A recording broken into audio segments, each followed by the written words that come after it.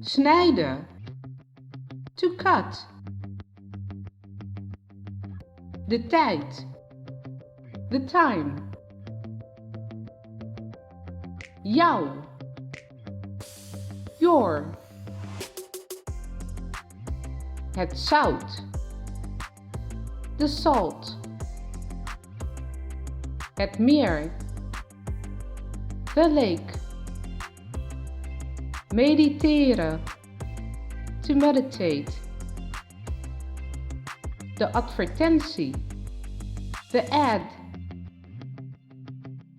De pompoen, the pumpkin. Het doel, the goal. De ster, the star.